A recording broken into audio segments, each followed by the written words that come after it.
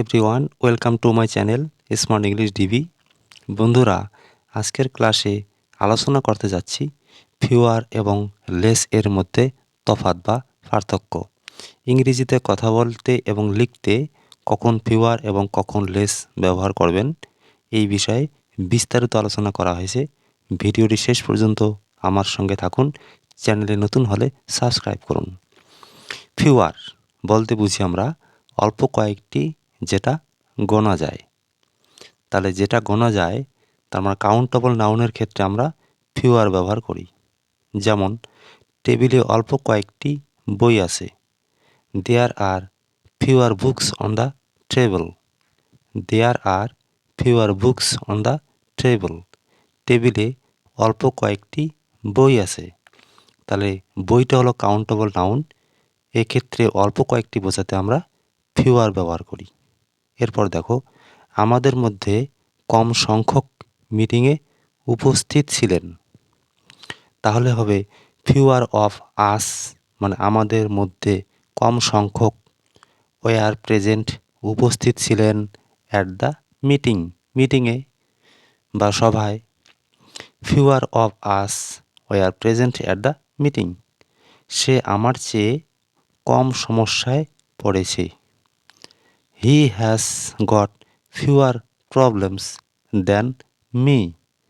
He has got fewer problems than me. সে আমার চেয়ে কম সমস্যায় পড়েছে।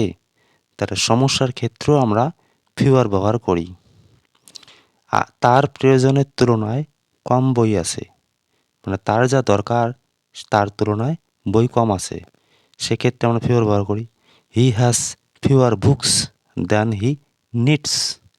He has fewer books than he needs.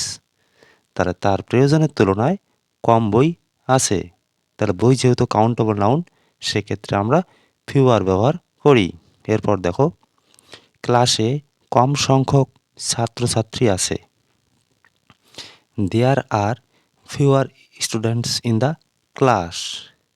There are fewer students in the class. ক্লাসে কম সংখ্যক ছাত্রছাত্রী আছে, মানে তুলনামূলক কম আছে।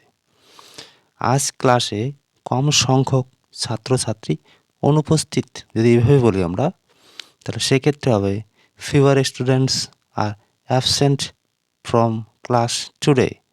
অ্যাবসেন্টের পরে কিন্তু ফ্রম হয় preposition. Fewer students are absent from class today. আজ ক্লাসে কম সংখ্যক ছাত্রছাত্রী অনুপস্থিত। আর লেস এর ব্যবহার। লেস বলতে বোঝায় অল্প কিছু যা গোনা যায় না। তার মানে আনকাউন্টেবল নাউনের ক্ষেত্রে আমরা লেস ব্যবহার করি। যেমন চায়ে কম চিনি দাও। অ্যাড লেস সুগার টু টি। অ্যাড লেস সুগার টু টি। চায়ে কম চিনি দাও। তাহলে প্রিপোজিশন কিন্তু টু হবে, কারণ অ্যাটের পরে অ্যাপ্রোপ্রিয়েট প্রিপোজিশন টু বসে। এরপর দেখো, তারা ক্লাসে কম মনোযোগ দিচ্ছে। They are paying less attention to the class.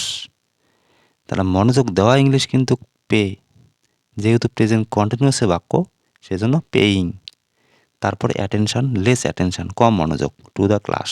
তাহলে they are paying less attention to the class. তারা ক্লাসে কম মনোযোগ দিচ্ছে। এরপর দেখো, আমি আমার ছেলের চেয়ে কম ঘুমাই। আই স্লিপ লেস, আমি কম ঘুমাই, দ্যান মাই সন, আমার ছেলের চেয়ে।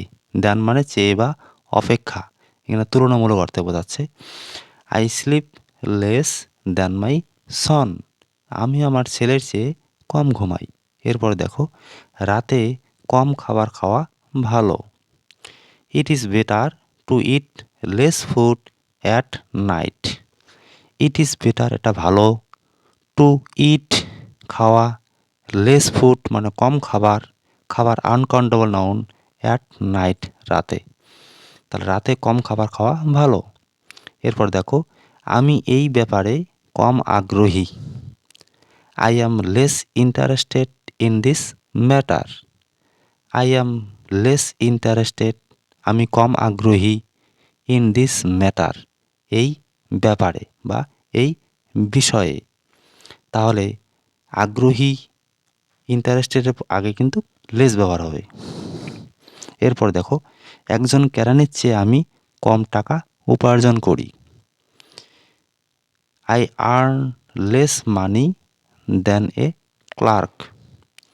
আই আর্ন আমি উপার্জন করি, লেস মানি কম টাকা, দ্যান মানে চেয়ে বা অপেক্ষা, এ ক্লার্ক একজন কেরানির চেয়ে। তাহলে টাকা কিন্তু আনকাউন্টেবল নাউন, টাকাকে গোনা যায় না। I earn less money than a clerk, একজন কেরানির চেয়ে আমি কম টাকা উপার্জন করি।